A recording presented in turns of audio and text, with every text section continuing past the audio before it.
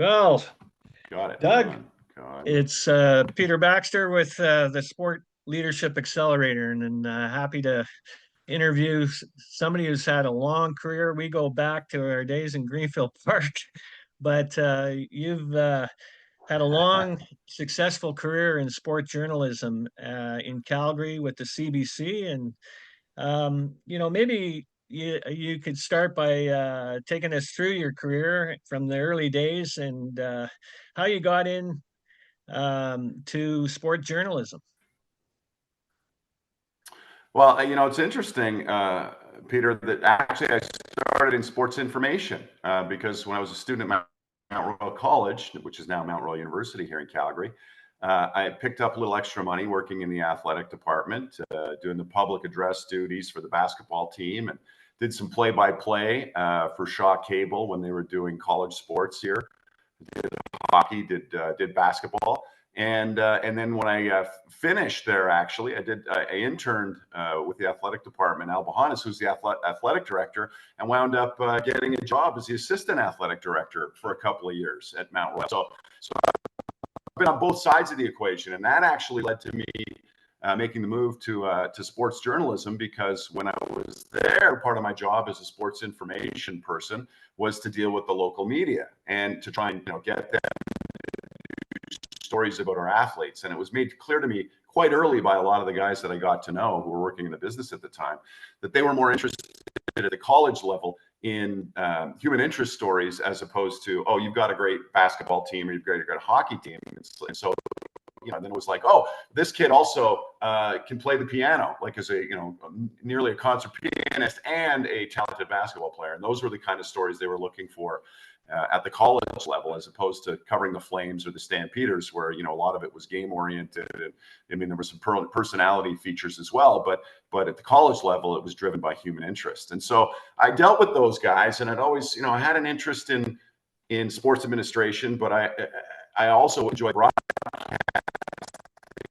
side of it too, from doing the things that I mentioned earlier. So my wife got a job in Toronto, and we decided, well, if I'm going to take a shot at this broadcasting thing, to Humber College for a year in a postgraduate certificate program in radio journalism, because I'd gone on to McGill and got my teaching degree, and decided I wasn't cut out to be a teacher either. So I did that for a year and had a job before I graduated. I was working I got a job at a small station in Newmarket, just north of Toronto. And at the time, the Toronto Maple Leafs farm team, the Newmarket Saints, were there. So I had a chance, right at the beginning of my career, to interview people like Harold Ballard. I mean, that was just with him. Jim Ralph was one of the backup goaltenders. He was their Funny guy. investor. And Jim, of course, as you know, still doing the color commentating for the Leafs broadcasts on radio with Joe Bowen. So all of these connections early on led to my jobs through, then I went to Richmond Hill, and I went to a major market station in Toronto. And from there, I got my first job in TV with CBC Sports in Saskatoon. And then it went on from there. I got laid off in 1990, 6 months after I started there. Like everybody else, they were closing stations in the smaller markets and keeping the provincial capitals. Moved back to Calgary, because that's where my family is, my wife's family, and started some sports entrepreneur stuff, where I had a nationally syndicated radio hockey feature that ran on the Fan in Toronto called The Face-Off Circle. Did a golf feature called For the Course. And I did that for a couple of years. Wasn't making a ton of money, but lots of fun, lots of travel. Had a chance to go to some major events as a result of that. And then I got the job at CBC Calgary in sport there for 30 years, until I retired just about 18 months ago. Still covering sports, as doing play-by-play, in semi-retirement. But it's been a great career. Worked in radio, worked in TV. Had a chance to do the Olympics, anchored the TV news for 4 years when I got bored doing sports full time when the Flames were terrible. And then wound up as a current affairs host on radio for the last 10 years of my career, all the while doing sports as well. When I would get the call to go to the Olympics or do special events from the network, I jumped at those opportunities because they were impossible to pass up. Yeah. I'm having a little bit of trouble with the sound. If you can just Oh, keep forward, that would be great on that side. yeah. Anyways, All right. I'll get as close as I can. yeah, you mentioned about uh, your work at the Olympics, and maybe you can share about that because, and especially because, like a colleague of mine at Laurier, he's an Olympic historian. He did a whole book on the Salt Lake City scandal.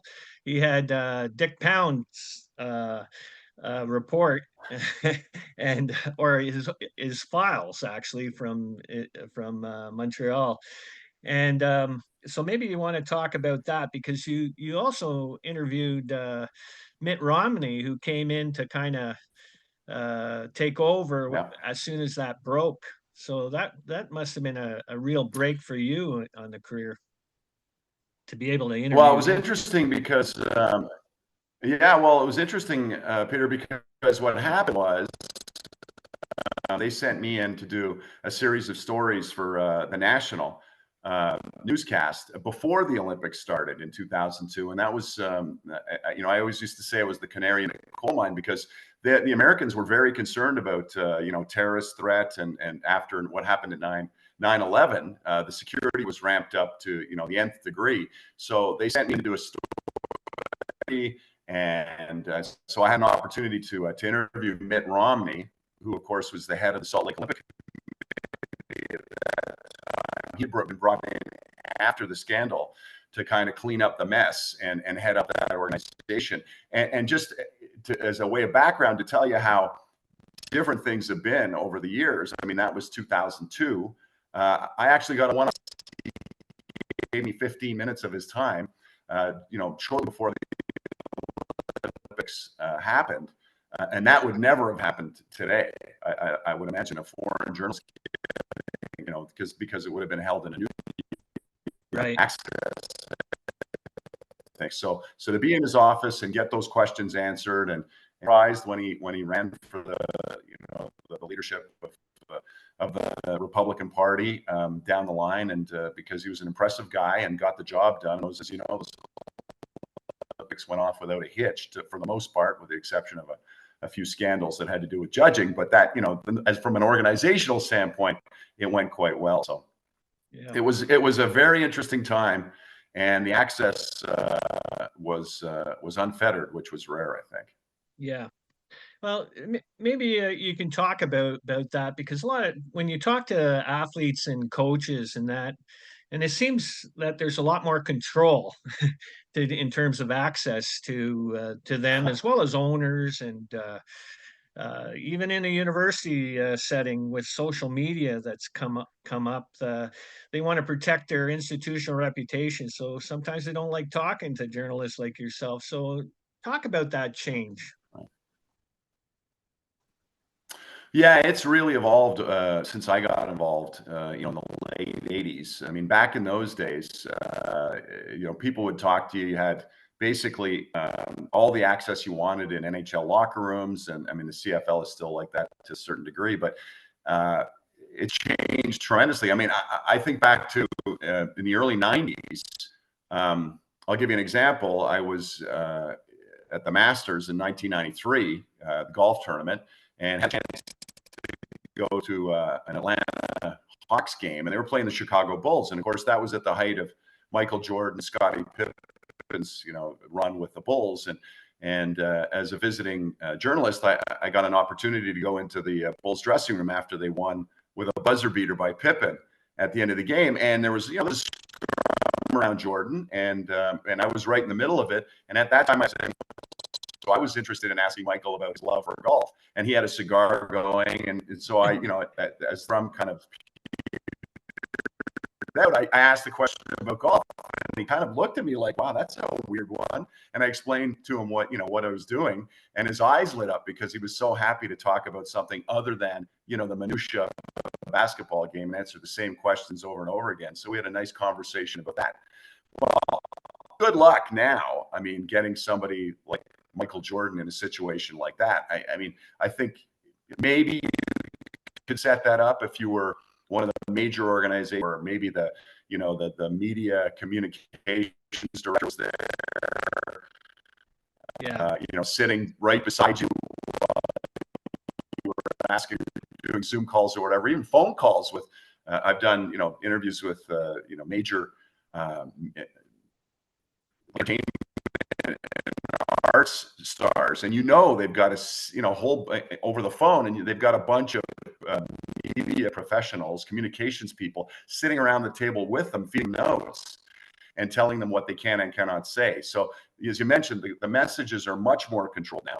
Paranoid about social media. Back when I started, there wasn't such a thing as social media, and people didn't have to worry about getting canceled for the whatever they had said, even just in passing, if they weren't really thinking about it and threw out a comment, and then it was immediately put on social media or broadcast on TV on a 24/7 sports network. So people are much more 30, even 5 years ago, because now everyone's getting media trained. I remember when I started at the CBC here back in the early 90s, Gary Bettman was just installed as the commissioner of the National Hockey League.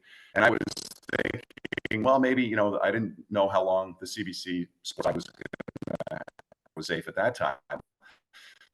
So I was thinking about, well, what's the next stage in my career? And I had a conversation with Gary Bettman in Calgary one time, and I said, hey, I'm thinking about putting together a series of I think the NHL could benefit greatly from that. And he said, well, I'll send you a proposal and we'll take a look at it. And I never really pursued it because the job continued to expand, and I didn't feel the need to go and switch careers at that point. But it's exploded since then. I mean, everybody has a publicist or a communications professional, a lot of athletes and entertainers. I mean, they have people running their social media feeds to make sure that they don't say anything stupid or get a drunk tweet at 2:00 in the morning that might get them in trouble. So I give you another example. Back in the day when Tiger Woods first came out, I was doing that golf feature on radio, and he was playing Canadian Open. I think it was his third or fourth at the beginning of his career. Friday at Glen Abbey after I think he finished on the ninth, or probably finished on the ninth hole. So we're standing there. There's maybe 4 or 5 of us interviewing him in a little group environment. And I asked him the question. I said, Tiger, just curious, how long do you think this interest in you is going to given the success you've had early in your career and all of the hype around you? And he said, I said, I don't know. He said, I think the first time I go around the tour, I'll have to do a lot of interviews, but after that, I'm sure the interest will, calm down a little bit. Well, of course, he went on such a great run, winning all these majors early in his career. 2 years later, I was at a major event where he was playing, and he wasn't doing one-on-one interviews, or he wasn't doing, he was always in a controlled environment, like in a board, in a media room where he was at you're just in with the scrum. Fire off a question. The days of the scrum with Tiger were over. And so he was being a little naive then as well. But I don't think anyone could predict what a career he would have as well. So I found that kind of funny, and I had a chance to follow that up about that question. Well, it was my follow-up question about 3 years after the initial question. Oh, there you go. Now, keeping on with golf, you had the chance to go down to Texas and cover Annika Sorenstam, who was the first woman to ever compete in a PGA. So what was it like that at a historic event like that, to cover that as a Canadian journalist? Yeah, that was another career highlight for me, because I'm a big golf. I wish my game was better than it was, but anyways, she played at Colonial. She was the first woman to play the modern era. Tremendous amount of interest from around not just North America but around the world, because it was an historic event, and she was the leading player on the LPGA tour at that time, and in the world from the men's tees, the back tees. And I mean, I just remember that there was a fleet of satellite trucks. I mean, you don't need a satellite truck now, but anyways, satellite trucks at that time, just lined up with sports journalists and news journalists from around the world covering that event. And again, access was limited to news conferences, but just being there on the ground, seeing the excitement and the curiosity from the fans who wanted to see how she would do, and a lot of women who were hoping she was going to play really well. And frankly, there were probably some men who were thinking she was going to be a disaster. And she was so classy, not just with the media, but with the fans, and handled the pressure extremely well. I distinctly remember after that first round, she said, "I couldn't feel my hands on the first tee. I was so nervous." And now, if you don't have any feel around the greens, good luck making putts or chipping the ball close. But she handled it so well, despite missing that few. It was just another experience that I'll never forget, because it was such an historic event. She handled Yeah, it certainly sounds like you got well. the authenticity from the athlete there. And and nowadays, like, how do you get that authenticity, those answers? Like, you kind of gave an example with Michael Jordan, and now with Yeah. Annika Sorenstam, but like, how do you get that? Because in sports, there's a lot of canned answers. Like, you see a hockey night in Canada in between periods. They give you the canned answer basically. But like, you Yeah. had mentioned that human interest is really what people are after, but human interest only comes with Yeah. authenticity. And so how do you get that the most out of it, your interviews? Yeah, that's a challenge. But having said that, there are still athletes who are willing to share things about themselves that perhaps other gravitate towards those kind of athletes, of course. But I think it also comes down to questions you ask. If you ask a lazy question, you're going to get a lazy answer. Right. From my perspective as a journalist. And so, I think if you surprise something that they wanted to address, you're going to get a decent answer out of it. You mentioned those Hockey Night Canada interviews. I mean, it's always, get the puck deep, go to the front of the net, generate traffic, stay out of the Right. penalty box. I mean, you could play those answers from 5 games ago, different player, different sweater, and they sound exactly the same. And that was actually, frankly, one of the reasons why I wanted to make the move out of covering the Flames on a daily basis. Exhilarating from a journalist perspective. So much fun to doing something else, because frankly, at that time, I had to go back into the Flames dressing room and talk to another 20-year-old. I would have stuck a fork in my eye. So but the thing was, when you ran into the kind of athletes who were entertaining, funny, and smart, it was a delight to work with them. And you could tell the ones that were going to go ahead and do something else at the end of their career. I'll give you an example. Like Craig Conroy, who's now the general manager of the Calgary Flames.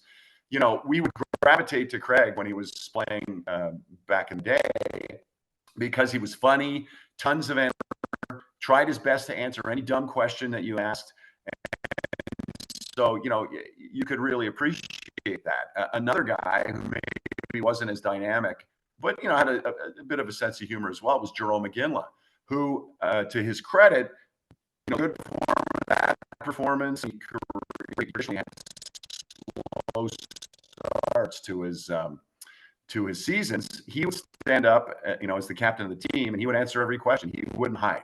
Now you've got players hiding, because you'll say, "Oh, I want so-and-so or so-and-so," and, "Oh, they're not available," or they'd only make 3 guys available after a game or whatever.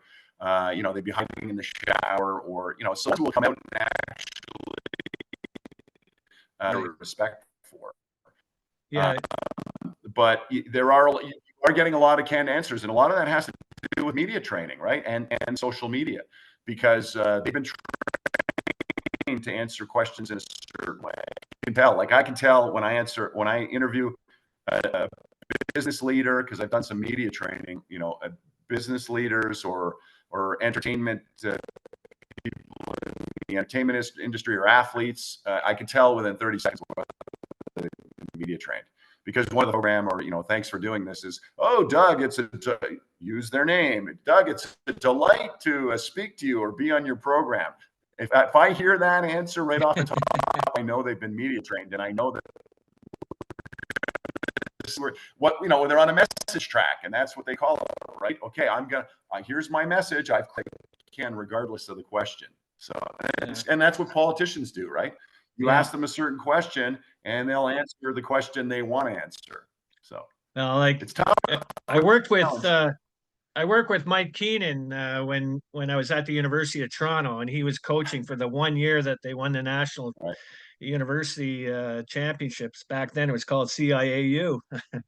But he used to say that he liked to look above the journalists in the scrum,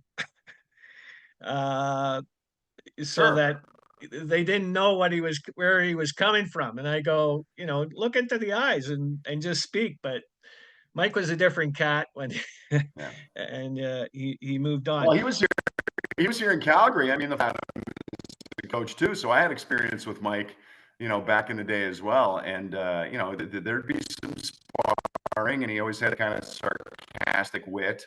And again, smart guy. And if you asked a dumb question, he challenged you. And Brian Sutter, I mean, you go into a scrum with those guys, you'd better be ready to defend your question, because they would challenge you. Yeah, they don't want to eat you for breakfast. They could make you look bad in front of your fellow journalists. Exactly. But I also, in 2004, I'll go back to that covering the Flames during their run to the Stanley Bay Lightning. It was great. Some people couldn't stand the fact that the coaching matchup was Daryl Sutter and John Tortorella.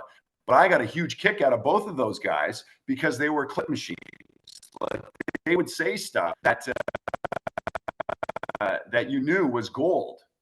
And I mean, it could have been if you weren't doing your due diligence. But on the other hand, if you asked a good question, and you could get a great answer from them. So, and of course, listen, they knew how to work the media too. That was part of their job. Like Daryl would always, he'd say, I clearly remember being in Tampa at one of the news conferences, and somebody, the refs, and then somebody's phone rang, and he said, "Oh, that must be the league calling, about the refereeing or something." Everybody broke up in the room, but he got his point across. It wasn't subtle, but it was like, we think we're getting screwed by the refs. So he was working the angles. Yeah, you wouldn't get fined for that. Great clip. Now, you mentioned about working a lot of Grey Cups and with CFL teams, with the Calgary Flames and so forth. And my experience, because I had had the Toronto Argonauts on the back of my football field practicing, and the coaches' offices and general managers' offices on the back of my field 12 months of the year. I found them very authentic. Like, actually, yesterday I was just talking with Jim Barker, the former GM. Well, he was the offensive line coach then, but he's been general manager of a number of CFL teams. And even the pinball, him and our kids grew up together, and he'd come in my office and we'd talk about family, because everybody wanted to talk to the pinball about football. But Sure. And at that time, like Perry Lefko was a journalist with the Toronto Sun, and he'd be there every day, and have access to the dressing room, and to Danny Webb, the equipment manager, who's still the equipment manager of the Argos. Maybe you talk about your experience in the CFL and working with teams, and their authenticity as athletes, because they don't get paid much. Back then, I think Mike Morreale was getting $26,000. Now, Doug Flutie was being paid by the league after the story you broke in Calgary. So maybe you speak to that. All right. Yeah. Well, I mean, let's talk about the Doug Larry Rickman here, and that was after the '95 Grey Cup in Regina, when the Stampeders lost to Baltimore. On the way, I was on the charter at the back of the plane, side one of the players, and about we had a couple of beers, and not a long flight from Regina to Calgary, but at one point leaning forward, said, you know, Doug hasn't been paid by Larry Rickman for 3 months. And I went, what? So that led to that story being told. And of course, Larry was like, oh, no, Doug, you know, Doug Flutie is my first priority. I always pay Doug. And then, of course, you know, I mean, you couldn't hide the fact that Doug hadn't been paid because Doug finally verified it. But the relationships with players and being there every day, like you said, because in those days, you spent a lot of time, you know, at a CFL after practice or the Flames after practice. But the difference was, in my experience with Canadian Football League players, was that because of the money that you were talking about, they're not getting rich. A lot of these guys are, you know, they had other jobs in the off season because they had to, so they were regular people. They were members of the community. You know, they didn't collect like now some of the players make in the NHL making $10 million a year. They didn't collect their $10 million a year and then disappear for the summer and go back to wherever they were from. They were, you know, they lived and they were embedded in the community, and they were out in the community because they had regular jobs in the off season, or they were, you know, heavily involved in charity work. So you would see them a lot. So that it was a different relationship with a lot of those players because of access and relationships that you had with them, versus some of the athletes and the others where the NFL would be a completely different animal as well because of that. So you know, the CFL guys and like guys, of course, who you know, played for the Stampeders for years, was a firefighter. He was a full-time firefighter. And I did a story one game. He went straight from the stadium to a shift as a firefighter after a game. And we made a joke out of it. Like, I interviewed him on the field, and then he said, I've got to go to work. And then he left frame to the fire station after the game. That would never happen with any other, you know, athlete in Major League Baseball or the NBA or the NFL. Here, they don't have a second job while they're playing. They might be doing endorsements, but that's a whole other situation. Right. And like a guy like Jay McNeil, for example, who was an offensive lineman with the Stampeders, he's just been named president of the team because he's been involved with the team forever, and has been, you know, one of those alumnus who were all there and always supported the team. And he just knew when you dealt with them, because they were smart answers, that these guys were bright and they had bright futures in whatever they decided to pursue. Okay. So, you know, even with the Rickman thing, that's one example, but handling confidential information and, you know, in a situation maybe where you're handling sensitive information and confidentiality and you got a source and so forth, how do you balance Right. transparency with respecting the privacy, say, of a situation with an athlete or somebody who you're interviewing? Well, yeah, well, a lot of that goes back to relationships and trust, as I mentioned. I mean, you know, if an athlete is comfortable with you and knows you, you know, they're going to be willing to share more information with you. And I think, you know, the responsibility on the part of the journalist is to say, you know, be upfront about it. Say, look, there's no background, and say, look, I need this. I'm interested. I'm doing this story. I'd be happy to keep your name out of it, but can you lead me in a direction where I need to go, which won't compromise you or our relationship, but will help me do the story that I want to do. And so a lot of it comes down to trust and reputation. I mean, there are certain journalists that athletes aren't going to trust because they breached or broached that trust, right? And it's like your reputation. You only get one chance to forge your reputation, and once it's damaged, it's very difficult to repair. Yeah. So it's the same thing with a journalist. I mean, you know, if an athlete trusts you, then they're gonna, not only will they, if you approach them, they might approach you quietly as well and say, hey, here's something I've heard about this. Don't quote me, but there's a story here that needs to be told. And so I'll point you in the right direction. Don't mention my name. And then, you know, you go on from there. And that happened to me several times during my career as well. And I still, that goes down to relationships too, even with communications people who work in sports. And it may be a blockbuster story, and it may be a story that they want you to tell. I totally get that. It's information that you really need or want, and there are times where you're going to help them out in certain ways to help them further their agenda. I mean, you don't want to be a mouthpiece. It's a softer story, and it's kind of it's a quid pro quo kind of thing in order for that relationship to flourish. And it's all about trust. I mean, there are sports communications who are really good at that, and there are people who work in sports communications who don't really get it. And you know very quickly the ones who get it. I was way more willing to work with them and help them out when they needed something, because I knew long term it was going to be my benefit as well. So it was a symbiotic relationship where both of us got what we needed and flourished, and there was trust and there was respect, and played in any way. Well, it kind of reminds me, because I've been on the other side. I've had hazing national stories, and athletes that make bad decisions off the field that become front page news, like get charged with aggravated assault or a doping test and whatnot. And you do have to work with the journalist with that. There's certain things from my side that I can't say. The one thing that I always did was never hang up the phone.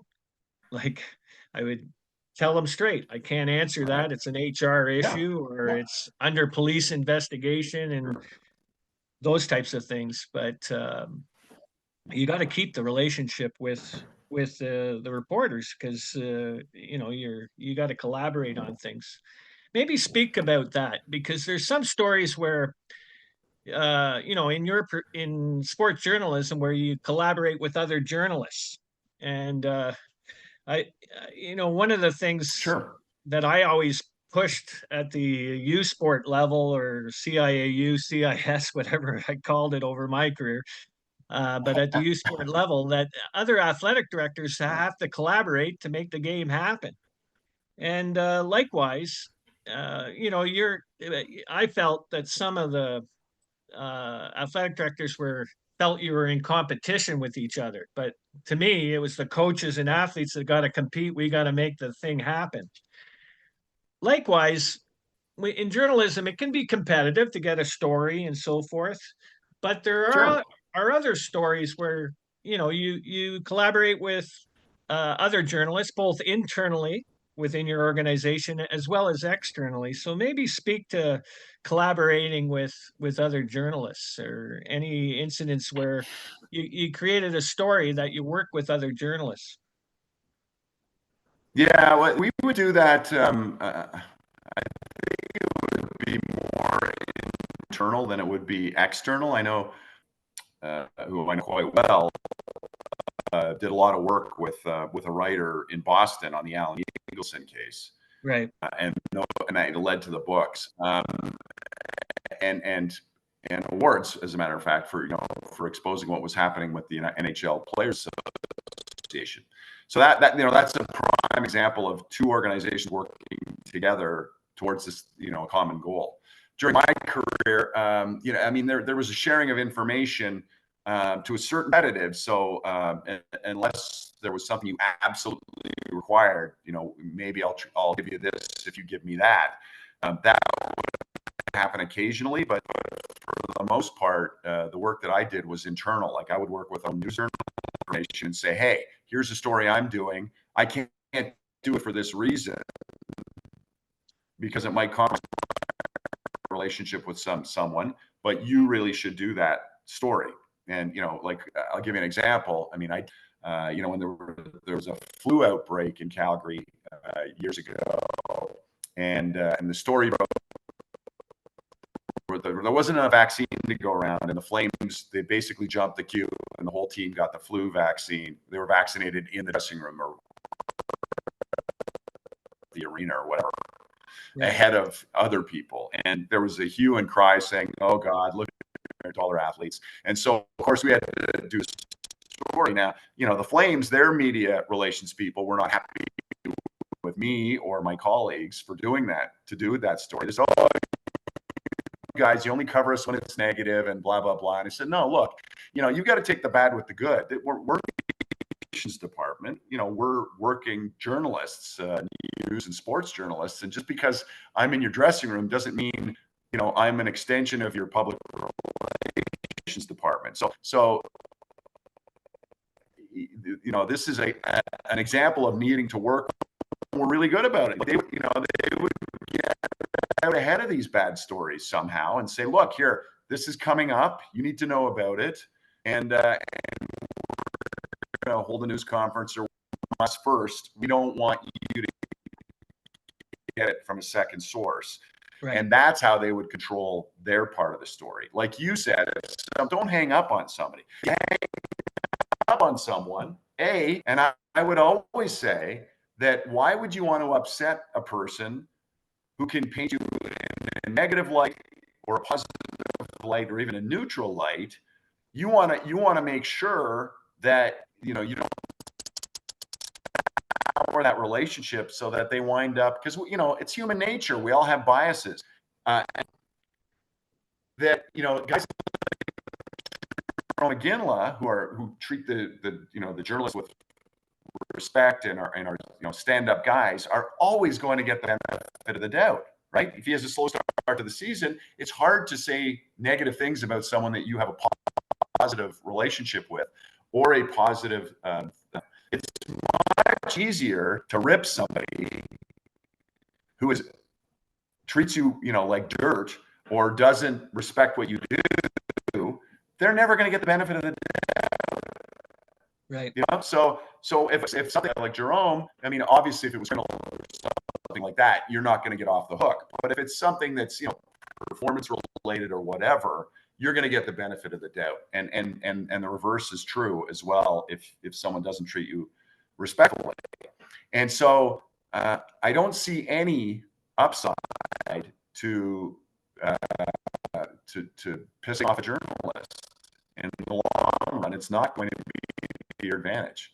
Now, let's face it, most people want to be liked, Peter, right? They do want. Yeah, it's true. And so why would you want? Yeah. No, one of the things that I learned early in my career, because I worked before I went back to U of T to be their athletic director on the Mississauga campus. I worked for the Ontario High School Federation, OFSA. Right. And I was the only guy in the office. There was only four of us in the office that would speak to David Grossman of the Toronto Star that did the high school section. Right. And one time he wrote something that I felt he misquoted me, and I'm young and I'm thinking, this is my reputation, and so I called David, because I had a relationship with him, still do. But we went for coffee, and I said, you misquoted me on this, and it was a fairly controversial story about transfer students and going from high school to kind of congregate. And we had put a rule in. And anyways, he said, well, I could put a retraction on page 10. Nobody will read it. But then he asked me one question that I learned a lot about journalism. He said, Peter, when they read about you, what do you think they think about Peter Baxter? And I said, I don't know. It's my reputation. I was young and thought it was going to kill my reputation for the rest of my life. He goes, I said, I don't know, it could be a long time. It could ruin my reputation. He says, no, he says, they think about you for maybe about 30 seconds. And I stopped, and then he says, what do you think they think of next? And I said, I don't know. He says, themselves. They probably go to the next page and read the next story, and then they forget about you. He says, it goes away.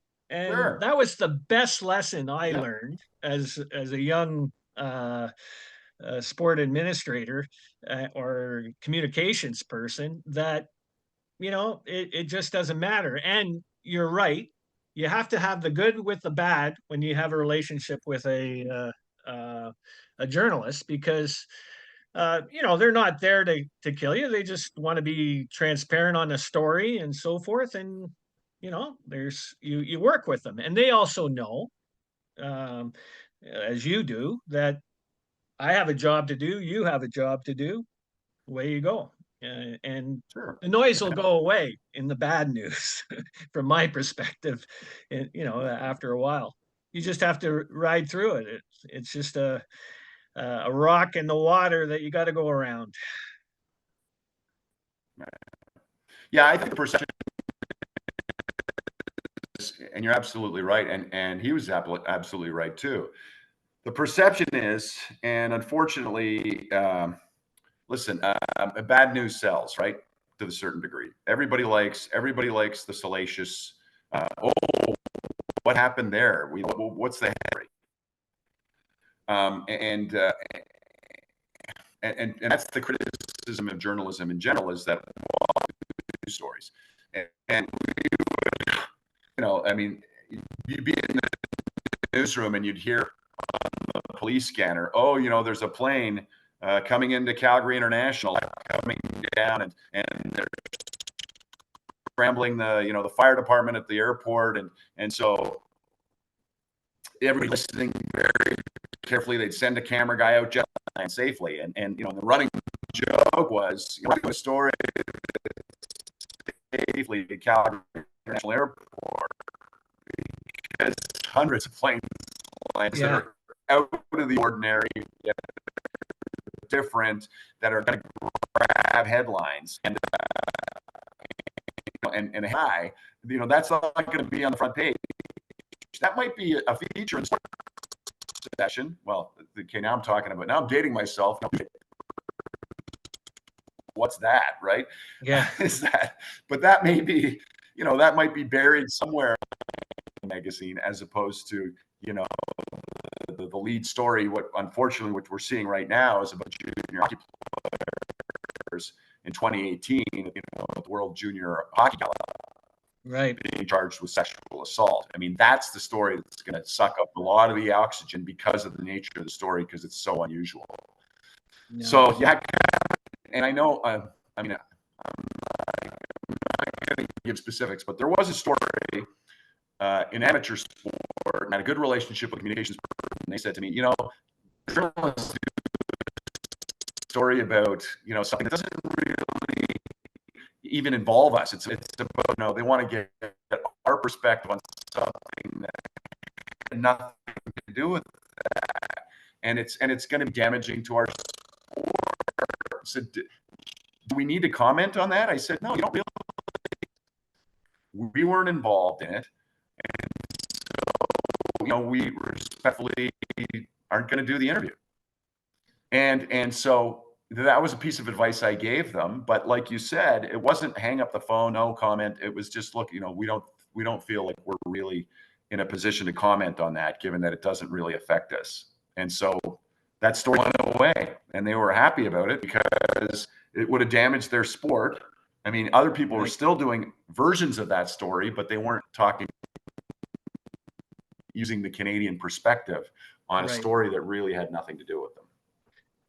Well, you've had a long career. You still work with your alma mater there with the journalism. You were on the board there of Mount Royal. Yeah. First, in Well, your yeah. opinion, what's changed in journalism over the years, and what's been sort of the memorable or challenging for you in adjusting to any of those changes? Well, I'll tell you what the most challenging thing is that journalism programs are disappearing. That's the frightening thing to me, because I've always been established a scholarship in journalism at Mount Royal University, and I'm concerned that I think the foundation of any functioning democracy is a strong holds the powers that be accountable. I mean, you look at some of the things that are happening in the world right now. If it's state-controlled media and it's propaganda, then it's there's no truth to it, and there's no democracy. And we're even seeing that in the United States now, where it's becoming so polarized that news networks have a point of view, and there's no balance to it. And people always accuse the CBC of being unbalanced, and I would always argue plus with the CBC. Not once did anyone ever say you have to do this story in this way and support this idea. I also tell them that we have a policy guide that's like 2 inches thick, that you have to cite 2 sources. It has to be balanced and equitable, and so I would challenge anyone on that front to I mean, we slammed the government in power regardless of which government it was and who was in power. If they did something wrong, they would be treated accordingly. So that's one thing, is just the fact that this whole fake since Donald Trump's emergence in the United States. I mean, that was never a thing until he trumped it up, so to speak. The other thing is that journalism programs are disappearing. University of Regina just suspended their journalism. In Ontario, where you are, to school, they're getting rid of their journalism program. At CBC Radio did a story. They had 7 students last year. 3 students this year because there are no jobs, or and you keep reading about layoffs, and of course, on the online influencers and TikTok and Facebook, and everybody's saying that's where they're getting their news from, is frankly quite professional. Journalists are trained in such a way that they have to have multiple sources. They have to fact check their stories. We always would talk about, quote, citizen journalism, people who can do stories online and have a blog or whatever. They're not held to the same standards as professional journalists, right? I mean, the CBC has an ombudsman. Somebody has a complaint, they go to the ombudsman and it's investigated. And if it's wrong, you have to do a retraction, you have to do an update, you have to do a different story. Same standards. You can print anything you want about anyone, right? Short of being, defamatory or gets you in trouble legally, and no one's going to call you on that. And that's what concerns me about the evolution of journalism. I think there are fewer people doing it. There are fewer opportunities to make a living doing it. Yeah, I think you're bang on. Like it's really hurt democracy, but like I saw it in university sport. They used to have the Waterloo Record had a beat reporter. We had the local CTV station had a local sports broadcast, but the Randy Steinman that was there and Darren Stevens, they left. Darren now, he has taken his camera to go online, 519 Sports Online, and he covers all the local high school, university, and so forth. But other than that, it's basically because Torstar, the Toronto Star owned a lot of they owned the Waterloo Record, the Guelph Mercury that doesn't exist anymore, the Hamilton Spectator. You just get feeds from different papers, but it's not local anymore. And the amateur sport is really, really tough on that side. Are there any new opportunities though that you see for people that want to, still pursue sports journalism or even sports information at a organization? Yeah, I think I mean, I don't want to sound negative about the whole process. I think social media and what's happening now with AI, even to a certain degree, is going to be a real opportunity for sports. Yeah, the challenge is when you work for an organization, you count a paycheck, right? And a lot of people need to count a paycheck. You're going to go and go online and start, the thing that you were talking about online. Now you've got to be not only a journalist, but you have to be a salesperson because you need to sell advertising, or you need to get eyeballs in order for advertisers to approach you. So it becomes an entirely different skill set. And I was on the advisory board when Mount Royal College became a university, and then they went to a 4-year journalism program. They asked me to be on the sports broadcasting program end of it.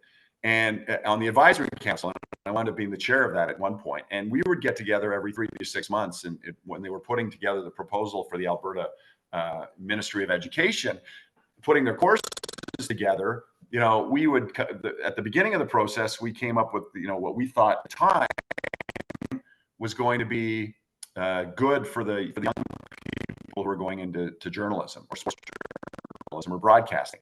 And every 3 months, something would change. Now you need to teach them digital, skills. You need to teach them. There should be an entrepreneurship course. All of these things, these moving parts that are because we could see the future, coming as far as what was going to happen online. And they're gone in. I was just there actually because I've done some mentoring there as well. Those programs have evolved. Even they've, some of the courses we've had in there 5-6 years ago are now gone and then replaced. But the students I've dealt with, I've been so impressed with is that they have that entrepreneurial spirit, and of course they grew up in a digital age. The things that they need, like you said, that everyone's got an iPhone now, right? Everyone has an iPhone. You don't need a giant editing suite at your house. Material that can be shared online, and you don't have to wait for the 6 o'clock news to share it. You can go out and do it at 9 o'clock in the morning, and if you're good at it, it can be online by 11 o'clock. Right. Now, is it going to be a producer you were working with, or somebody who could have, vet your scripts to make sure that they were well written and you sourced your information correctly and you weren't going to get sued? You didn't have CBC has lawyers that you have to run certain stories by so the corporation doesn't get sued. You're not going to have all of that support.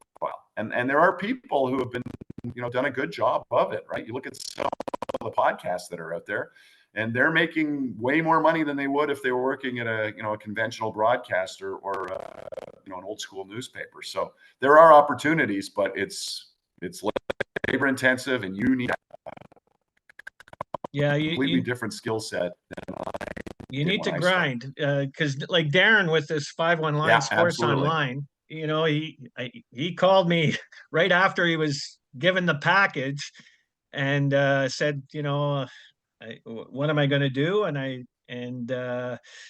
So, at that point I said, well, you've got the contacts in the community, and, we were able to get him a few sponsors to get him going, but now he's got about 4 or 5 young people that covered, junior A hockey, Nice. junior B hockey in town, and some of the minor sports that goes on in high school and so forth, even from Brantford to Kitchener and Waterloo. So he's made a living out of it, but you got to have the energy, let me tell you, to cover all that on that side.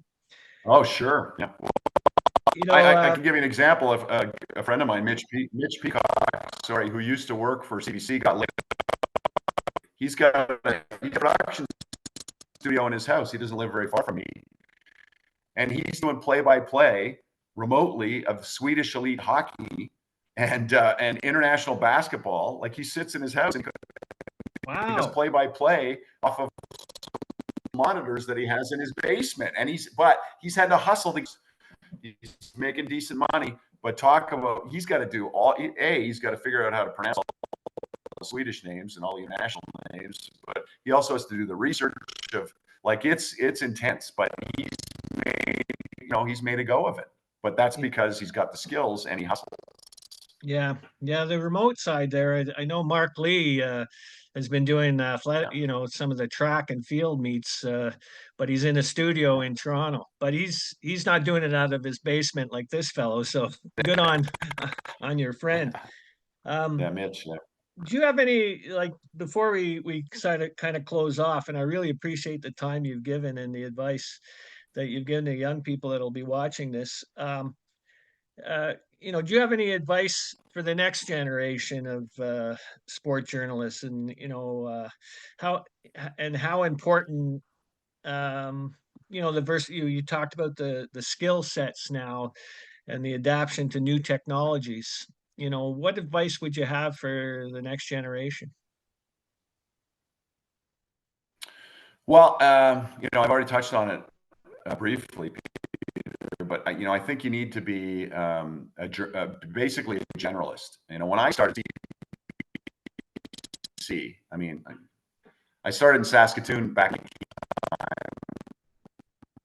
heavily unionized and still union shop, but in those days, the technicians had a union, the journalists had a union. There were so many moving parts, and I'd come from private radio in Toronto, but the TV store, first TV store came back with the tape, went into an edit suite, slapped it into a machine, tape machine, and hit rewind because I wanted to watch the tape. And a technician came in. He said, "What are you doing?" I said, "Well, my B-roll." And he said, "You can't do that." I said, "I'm going to grieve you." I said, "What?" I started laughing. He goes, "Yeah, I'm going to file a grievance. You're doing my job. You're stealing my job." And so I went from that at the beginning of my career at the CBC to when I finished as a full-time sports reporter, where I would go out, and there were a lot of people who were going out with, we were trained on being video journalists, go out with a camera, shoot the story, do the interviews, come back, give it to server. It would show up on the server, go back to your desk, watch it on your computer at your desk, pick your clips, edit the B-roll, go into a voice booth, put your voice down in the story, and then edit it together, and then push it to the server for broadcast. From what I just described, the whole grieving process to you did everything. And now, not only are you doing that, you're filing stories for radio, for online, for digital. Well, it's just completely all to the point now where you need to have all of those skills, which is rare for someone, and not do it well with limited resources, and those resources are shrinking. So Right. My advice would be learn as much people as you can. You network like crazy because you're going to need those networking. You're going to need those contacts, and some people are uncomfortable doing it. But look at somebody who you respect and is good at what they do, and just pick their brain. And don't be shy about doing it too, because I know a lot of people say, "Well, I don't want to bother them," but for the most part, I think said, "Look, I really respect you. I think you're really good at your job, and I'm aspiring to be as good as you are, or better. Can you help me?" I think when we are willing to do it and are flattered to do it, Yeah. things we've done easier, pave the way for them to be successful in ways that we weren't. I'll give you an example of that. A young guy by the name of Harnarayan Singh, who is now doing play-by-play for Hockey Night in Canada. And I've known Harnarayan from CBC Calgary, and he still tells this story. I asked you for your autograph when you were working, when I was like 12 or something. And he showed me, I said, and I remember, kids would ask me for autographs. I'd go, "You don't want my autograph, but sure, I'll sign that." Anyways, and so, and I knew him when he was a student at Mount Royal, and he was super, "Hey, how can I help you?" Or that kind of thing. And he graduated from broadcasting at Mount Royal, came to the CBC, and started working in the news side of things. But he still wanted to do hockey. I want to do play-by-play of hockey, and I want to be in the NHL. Now, of course, he's Sikh, and he's got a turban. That's part of his religion. And one of our news producers said to Harnarayan, he said, "You're a smart young guy. I'm sure you love hockey. You know the game, but there's no one who looks like you doing hockey." And he took no answer. He Yeah. So then Punjabi Hockey Night in Canada started, and Harner Ryan would fly himself to Toronto on his own dime because they could have hired somebody from the Toronto area to do that. And he would go and do 2 games on a Saturday night after the second game, get on a plane back to Calgary, fly back to Calgary, and then come back to work as a freelance or CBC Calgary during the week. And he did that for several years. And he didn't want anyone. He was doing all this on his own dime because he wanted the opportunity. Yeah, I heard the story. Canada, He even and he had to proved it. sleep in Pearson. He even had to sleep in Pearson Airport after a game because he Oh didn't yeah, want to pay for a hotel. He was on he his was own in dime. airport. Yeah. Yeah. So, but in Canada, he's doing what he loves, but he just would take no for an he wouldn't take no for an answer. He just kept grinding and he pursued his goals. So I would say, look, if you have a passion for it, make it work in some way, do it.